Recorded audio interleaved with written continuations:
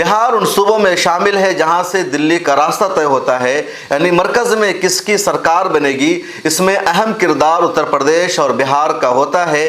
इस मर्तबा बिहार में 3 अहम अलायंसेस अपने उम्मीदवार उतारने वाले हैं। पहले तो एक ही अलायंस था, लेकिन अब कह लीजिए 3 अलायंस हो सकते हैं। सबसे बड़ा अलायंस इंडिया अलायंस का है, जिसमें कांग्रेस और आरजेडी जैसी पार्टी शामिल है। दूसरा अलायंस एनडीए का है, जिसमें जेडीयू, बीजेपी और दूसरी छोटी छोटी पार्टियां शामिल है। तीसरा अलायंस ऑल इंडिया मजलिस इत्तेहादुल मुस्लिमीन का हो सकता है। खबर ये सामने आ रही है कि आईएमआईएम बिहार में कुछ दूसरी छोटी छोटी पार्टियों के साथ अलायंस करने जा रही है।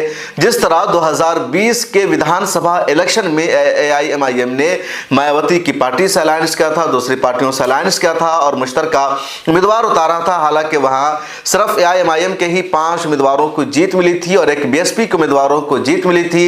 एआईएमआईएम के 5 में से 4 आरजेडी में जा चुके हैं और बीएसपी के उम्मीदवार जमा खान ने भी जेडीयू को ज्वाइन कर लिया, उनको मंत्रालय भी मिल गया। हालांकि जो नई सरकार बनी है जेडीयू की बीजेपी के साथ, तो उसमें किसी भी मुसलमान को अभी तक कोई मंत्रालय नहीं दिया गया है। एआईएमआईएम किसके साथ बिहार में अलायंस बनाएगी, उसकी अभी पूरी डिटेल्स और तफसील सामने नहीं आई है, लेकिन ये खबर आ रही है कि एआईएमआईएम वहां अपना अलायंस बना सकती है। उसके अलावा कुछ दूसरी छोटी छोटी पार्टियां भी वहां अलायंस करने की कोशिशें कर रही है। इस बीच जो अहम खबर है और बड़ी खबर है वो ये कि ऑल इंडिया मजलिस इत्तेहादुल मुस्लिमीन 2024 के लोकसभा इलेक्शन में बिहार में 4 सीटों पर अपना उम्मीदवार उतारने जा रही है। पहली सीट किशनगंज की है। अख्तरुल इमान के नाम का जनाब असदुद्दीन ओवैसी ने ऐलान कर दिया है, उनकी सीट कंफर्म हो गई है।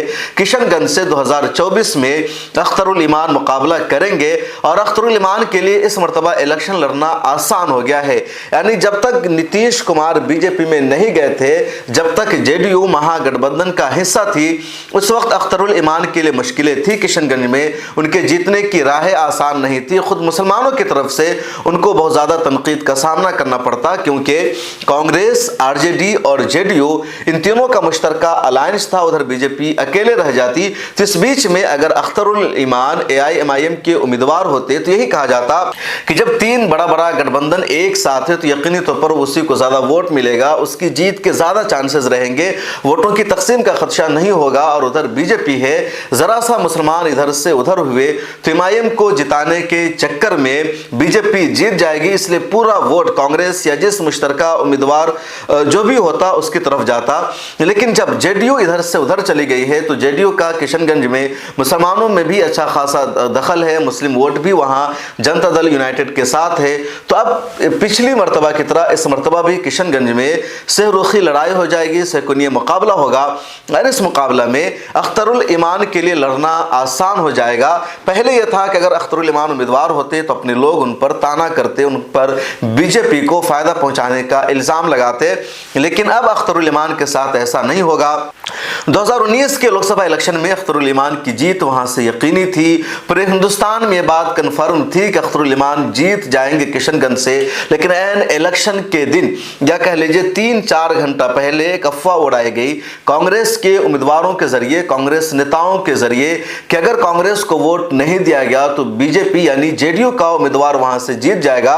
वहां बीजेपी का उम्मीदवार नहीं था उस मर्तबा, बल्कि जेडीयू का उम्मीदवार था। तो जब वो अफवाह उड़ाए गए, इस तरह हंगामा क्रिएट किया गया, तब अचानक अख्तरुल ईमान की तरफ से वोट बैंक मोहम्मद जावेद जो कांग्रेस के उम्मीदवार थे उनकी तरफ शिफ्ट हो गया और इस तरह कांग्रेस किसी तरह वहां जीत गई। हालांकि बिहार में लोकसभा की कुल 40 सीटें हैं और 40 सीटों में से सिर्फ एक सीट पर ही कांग्रेस जीत सकी थी।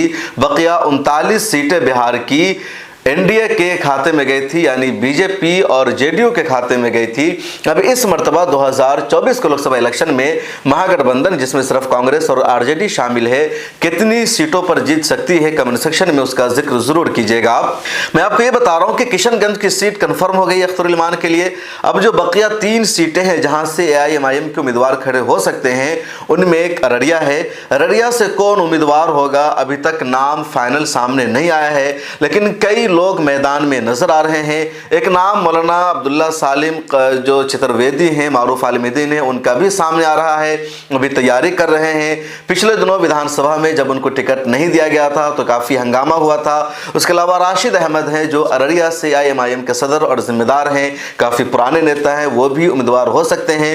2-3 लोग और भी AIMIM के लिए अररिया से इलेक्शन लड़ने की तैयारी कर रहे हैं, वो उम्मीदवार हैं, लेकिन पार्टी किसको उम्मीदवार बनाएगी अभी तक ये फाइनल नहीं हुआ है।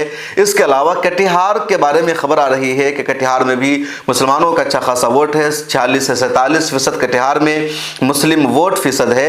ऐसे में आदिल हसन आज़ाद का नाम सामने आ रहा है कटिहार से उम्मीदवार होने के सिलसिले में। आदिल हसन आज़ाद AIMIM में शुरू से हैं, वो AIMIM यूथ के सदर भी हैं और हाल ही में पार्टी ने उनको अपना नेशनल स्पोक पर्सन भी बनाया है।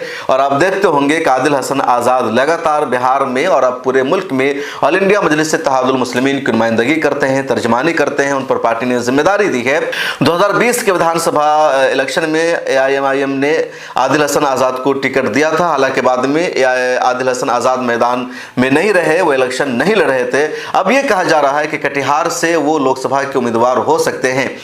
जो चौथी लोकसभा की सीट हो सकती है वो मिथिलांचल में है और मिथिलांचल में दरभंगा के हवाले से कहा जा रहा है कि दरभंगा से ही AIMIM अपना उम्मीदवार उतारेगी और इसके लिए ऑल इंडिया मजलिस इत्तेहादुल मुस्लिमीन वहाँ के एक सीनियर और कदावर नेता से बातचीत कर रही है।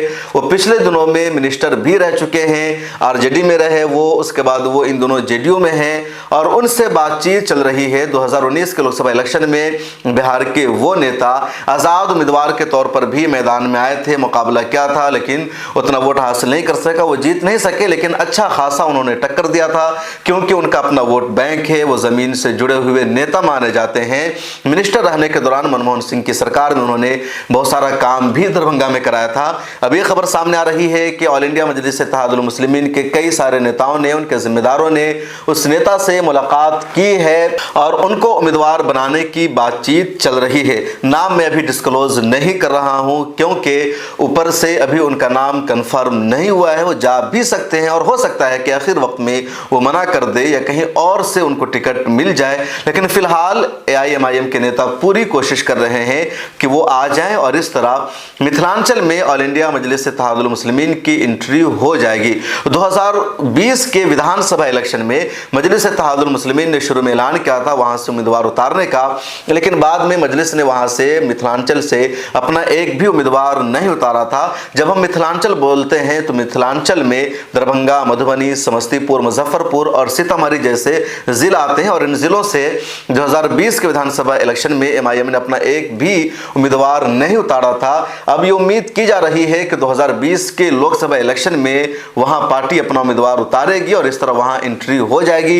बीच में कई लोगों को जिम्मेदारी दी गई थी, वहां के कई चर्चित चेहरे भी पार्टी में आए थे, लेकिन बाद में उन्होंने पार्टी से अलग रास्ता इख्तियार कर लिया। इसके अलावा गोपालगंज की भी बात सामने आ रही है कि गोपालगंज या सीवान में पार्टी अपना उम्मीदवार उतार सकती है। इधर शहाबुद्दीन के परिवार को भी MIM के कुछ लोग अपने यहाँ शामिल करने की कोशिश कर रहे हैं। हालांकि जो शहाबुद्दीन के बेटे हैं ओसामा, वो RJD में ही अपना फ्यूचर बनाना चाहते हैं। फिर खबर यह आ रही है कि वो JDU की तरफ भी जाना चाह रहे हैं, जबकि MIM के लोग उनको अपने से भी करीब करने की कोशिश कर रहे हैं। क्या होगा ये आने वाला वक्त बताएगा। इस वीडियो में इतना ही। आपको क्या लगता है बिहार की सियासत में कितनी सीटों पर ऑल इंडिया मजलिस इत्तेहादुल मुस्लिमीन को चुनाव लड़ना चाहिए? कमेंट सेक्शन में जरूर लिखिए।